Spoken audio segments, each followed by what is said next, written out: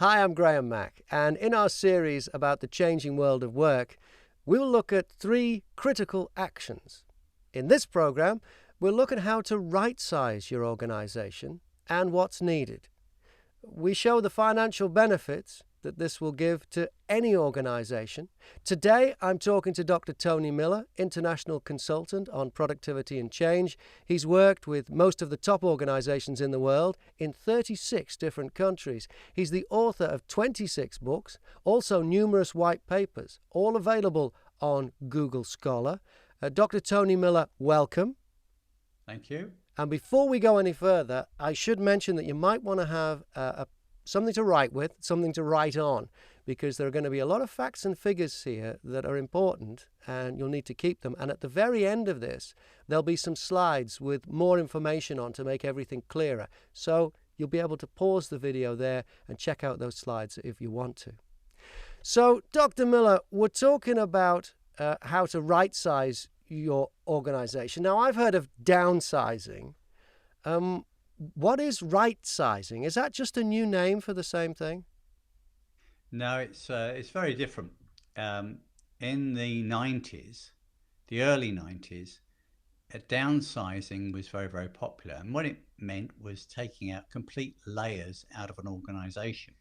The issue with this particular technique is it was a bit barbaric and it often didn't work.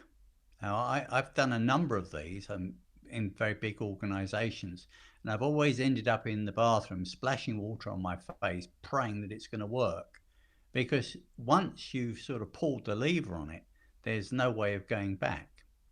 So right sizing is really, really nice. Right sizing, you can do it as a tabletop exercise, and you can work out exactly what size the organization needs to be before you do anything. And you can show all the benefits before you do any work that commits the organization to action. So it's incredibly safe. And what's the financial benefits for an organization? And more importantly, how do you calculate them? Well, we're going to do that in a moment. The financial benefits are usually huge, and you can see those benefits before the organization actually commits itself. And depending on how brave the organization can be, they can be quite stunning. But they can actually see all of those benefits before they do anything. Now we're coming out of the COVID-19 area. Right sizing the organization now is absolutely critical. If you want to get really big financial benefits, now is a really, really good time to do it. And get on with it now. It's a tabletop exercise. You can do it today and you can have the results all ready by the end of the week, which is tomorrow. Right. So let's talk about then calculating the benefits. Okay. You need some figures, and you need quite a few sets of figures. Now, workforce planners will all have this information. And if you've got an HR department that's worth its salt, they should be able to produce all of this information, within a few hours. I suspect, however, that won't happen. But in theory, they should have all this information at the fingertips. The first piece of information you need is to understand what you're paying for. So how many hours do people work in your organization? And the person to ask is the CEO. And you can have some fun with this. If you employ 3,000 people, how many hours a year are you paying for them to work? And the CEO, will say, okay, well, this is easy. It's 40 hours a week, 52 weeks in the year, and there are 3,000 people. And you multiply them together, and that's how many hours a year the organization pays for and expects people to work. And we're all happy with that, I think. Mm-hmm. And then somebody would say, oh, what about holidays and stuff like that? Well, we have a formula. It's Formula 10 on the sheet at the end of this video. And Formula 10 enables you to calculate something called PWD, Prime Working Days. Now, in most organizations in the West, it's around 226. So we say that the average employee or the employees work 226 days in the year. That's all.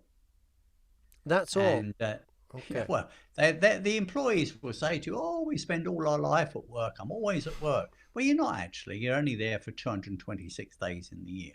So that's taking So weekends and holidays out, is it? yeah, Yeah, yeah. and sickness, I suppose, a little bit is factored in there too. Well, no, sickness comes a bit later on, but yeah, Okay. you're more or less right on that. Right. So, but it's a calculation that they can do, and we come up with 226. No, if the viewers on the who are watching this say, "Well, I've worked it out, it's 225," don't bother to write to me about it. It's an approximate figure, and it will change from organisation to organisation. So that's what we have. We have our prime working days is something you need to find out. The second figure we need is we need to know how much an employee costs. How much does somebody cost? And if you ask the employees, they will say, well, my cost is my salary. Well, that's not true. And we have a calculation to work out exactly how much an employee costs. And we're looking for a unit cost for one employee, an average employee. And we come up with a calculation. It's called ESUC. And that ESUC figure normally is around £46 per person. So it's your salary plus all of the costs of running the organisation divided by the number of employees. And that calculation is also on the calculation sheet. And what is that? What's that figure made up of? It's made up of your salary plus a factor of 2, which is what most organisations have, which is the cost of employing you, providing you with a table, a chair, IT, heating, right. lighting, all of that. It's all factored in there. Right. And then it's divided by how many days you actually work, which is 226. Right. So we get an accurate cost of what you're actually costing the organisation. And the figure we tend to use in the West is £46 per hour. So that's when you're sitting at your desk, that's what you're actually costing the organisation. It's not what you get, it's what you're costing, yeah? Mm-hmm. Now, with those figures, we need a third set of figures, which, once again, the HR department should have just like that, the flick of their fingers. They say, yes, we've got that. You need to know how many average employees you've got, how many talented employees you've got, and how many poor performers you've got. And that's absolutely critical. You can't really do any workforce planning unless you have those figures. And you can get that from the managers. Ask them to be truthful and just tell you how many of their stunning staff are poor performers, how many are average people, and how many are talented people. Now, we have done lots of work on this, so we've got these figures pretty much tied down, and they're in the example. So you can then say, okay, well, if we have the talented people, the average people, and the poor performers, how many hours do they actually work in a day? It's very, very interesting. And what we have found, what would you like to guess? How many hours a day do you think poor performers actually work? Okay, so they're paid for a typical 8-hour day.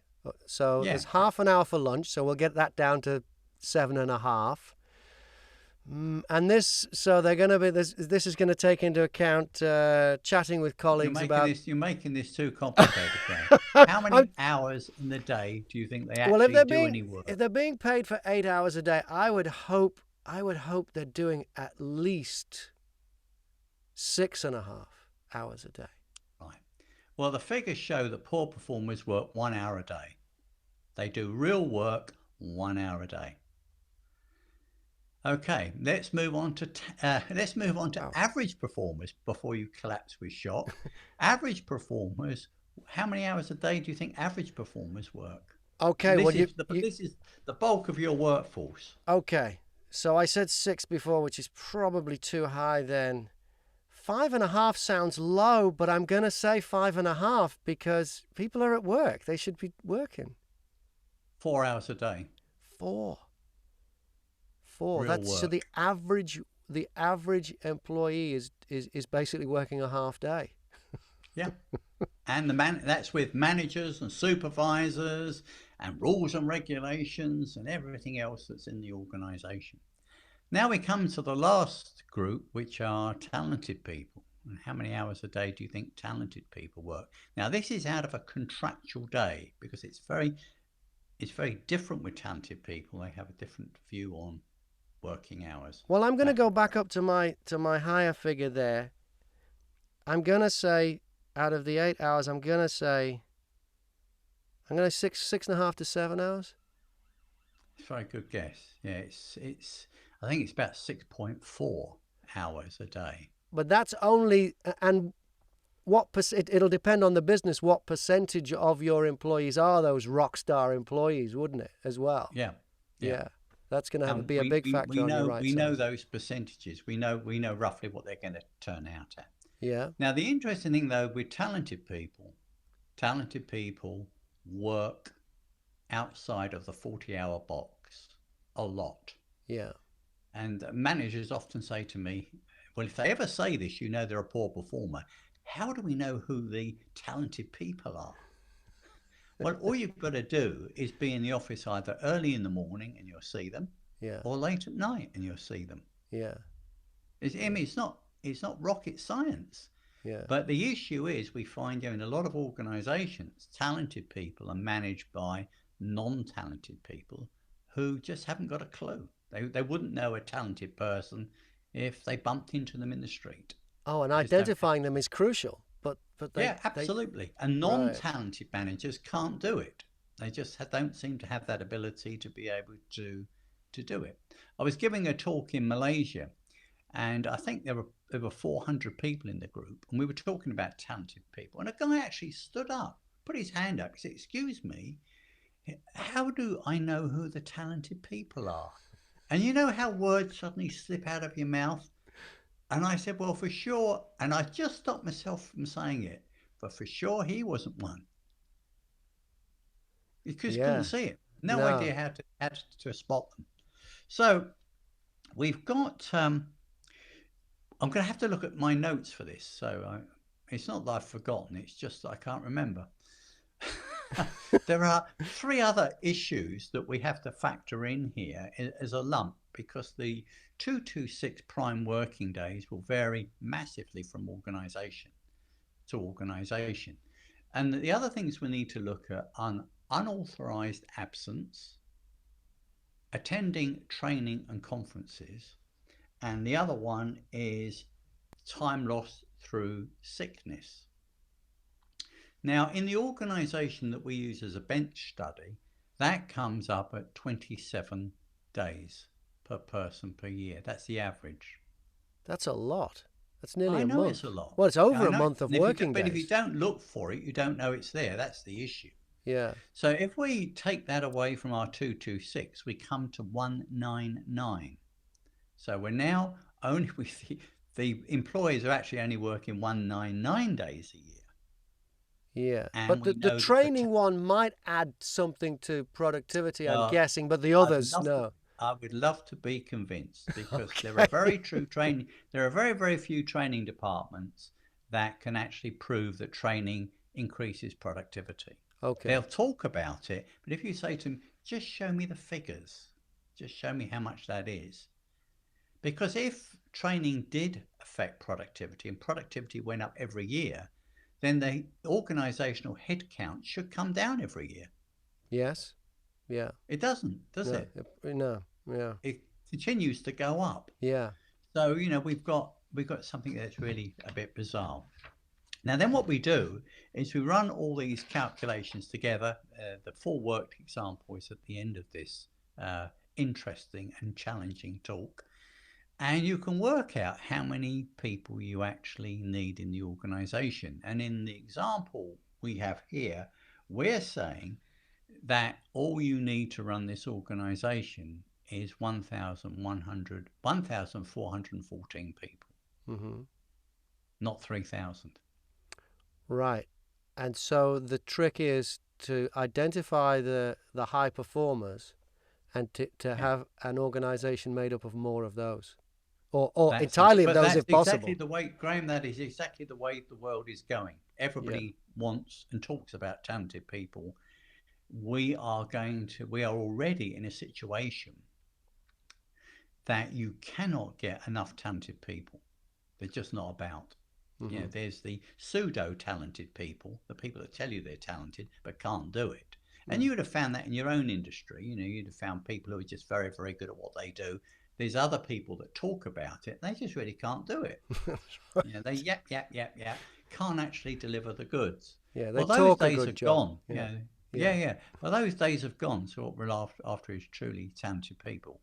And we've also got to recognise that, if we're a proper employer and we want to, have really a strong team, they've got to be working 7 hours a day. Hmm. Yeah. So what we're looking for is to get the 7 hours a day as standard. And then with that, we can employ, I'm right, let me just check. Yeah, 1,414 people. And that would run the company. Now, that is the absolute minimum. Yeah. And realistically, I wouldn't sign up for that. I would say, no, we need a slight float in case of any sort of contingencies. So this company would really run, instead of having 3,000 people, with 2,000, and it would run very, very well with 2,000 people. Yeah. Now, when you were talking about um, what the benefit would be, it's very, very easy. You're saving 1,000 people. So it's 46, which is our cost per hour. 46 times 8 gives it 2 a day, times 226, which pushes it up to a year, times 1,000 people. That's how much money you're going to save per year. Would you have to, because you'd now be actively on the hunt for more talented people to, in some cases, replace the less talented people, would you have to spend some of that money paying higher wages to get better people? That's a really good question. And the answer is yes, you would. Mm.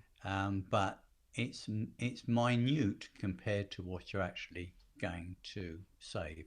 Especially if you look, I'm because you said it's around about, if my kind of cod maths is about right, you're saying to right size the organization in the example, you could do it with 1/3 less people, which is a Yeah, considerable saving. yes, Yeah. yeah, yeah. So you've got 1,000 people. You can do the mathematics. Yeah. You can say this is the saving. With talented people, which is a topic all on its own. I quite often talk about giving talented people bonuses of up to 800%. Wow. Wow. But it depends. It really depends how hard you want to work. And if you really, really want to push the boat out and be number one, you can get 800. You can get 800%. And the other thing I'm very fond of now is stopping capping bonuses. You have lots of organisations. They come up with this stupid bell curve and they say, oh, you've worked very, very hard, Graham, and you really put in a lot of effort. Unfortunately, we can't give you the bonus you deserve this year because only so many people can have it. And that really is, I think it's absolutely diabolical. I think it's just completely dishonest. So I really don't like that. So you can have the bonuses, 800%. You can shoot for it. You get there, you get it. Yeah, it's very strange. Some organizations are like that. Many years ago, I worked at a radio station, and I started off working in radio, and the salespeople in the Australian radio stations I worked at, they were paid commission only. They only got commission. But in the Yeah. UK, all the advertising salespeople that worked at the stations I worked at, they got paid a commission as well as a salary. And I said to a boss one day, I said, why don't you just go commission only? Because they've got to sell the adverts. Otherwise, we don't have a radio station here. This is Yeah, how we sure. work. Yeah, sure. And he said, Sure. yeah, we tried commission only once, but the salespeople made too much money. Yeah. Well, these sort of things are the things that really hold us back. I worked in America for 2 years, and I was working in a very, very, very large financial company, and we fiddle around. I fiddle around with the bonus, so the top people, there was no block on it. They could just earn whatever they want. And we had a Chinese American girl, and she was in her early 20s, drop dead gorgeous, absolutely an amazing person. And she, when we put this new bonus scheme in, she ended up earning more than the CEO, and the CEO really didn't like it.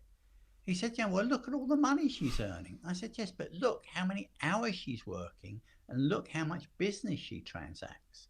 He said, what you want is more of people like her and less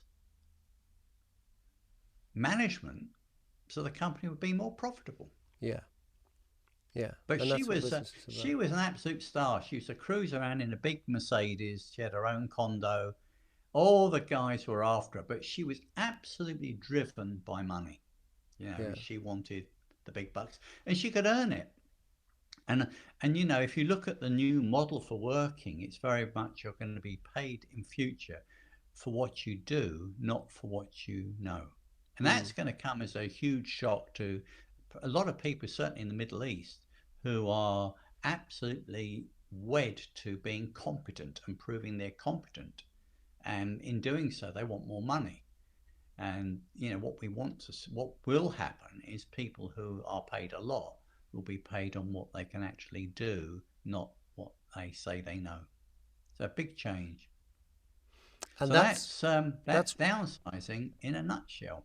yeah. Right side, right. So that's right sizing in a nutshell, and it's superb because you can do all of the example on paper, and you can be as brave or as timid as you want, but it gives you that opportunity to really change the organization and change the world of work. And COVID-19 has forced us into that or accelerated us into it. Mm. And it's a lot of people are busy just running the business and they're not taking the time to look at how efficient it is. And COVID has given a lot of businesses that. And if a business hasn't been given that, it's about time they got on with it, isn't it? Well, sure, but there's no excuse for it. Not now because they've had the time, they've had the opportunity, and if they look at this video, they've got the tools to do right sizing. No need to call in all the big consultants who will do exactly the same thing and charge you millions to do it. You can do it yourself. You just need to take that step and sort it out. The thing I think that organisations are afraid of is exposing just how many poor performers they've got. They really don't like it. When they see the figures, they really don't like the figures. But I've never ever had them challenged. Isn't that interesting? I've never ever had the poor performers challenged. And I did an interview some years ago with a magazine, an aircraft magazine, which is called Ground Staff, which is for all the airports in the world. So they employ, well, must be millions of people. And my advice to them was if they have poor performers, it's better just to leave them at home. Don't let them on the premises because they actually slow up average performers. And then talented people get really fed up with it because they say, well, hang on a minute, who's getting all the training? The poor Mm. performers. And yet they don't ever get any better. And we all work hard. Why do they get more management time than we do Mm. when they never get any better? Mm. And if you think about it per hour, the highest paid people for the hours work that they do is actually poor performers because they Right. get the salary Yeah. for working 1 hour a day, 1 hour a day. which Yeah. which is never right. And who do the trade unions always support? Do they support the talented people and the average people? No, no, no. Always the poor performers.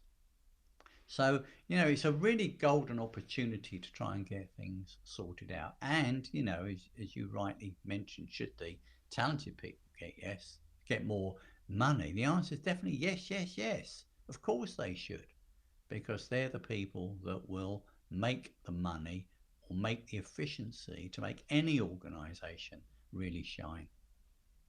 Okay, so we're going to see some slides now. Do you want to just explain what each one is before we put them on? Yep. The first one you're going to see is the formulas, and that will give you how you calculate prime working days, PWD. And in the example, it's running up at 226. The next formula, which is on the same sheet, somewhere in the middle of the sheet, I think it's Formula 5, is the one that shows you how to calculate the ESUC, Employee Standard Unit Cost.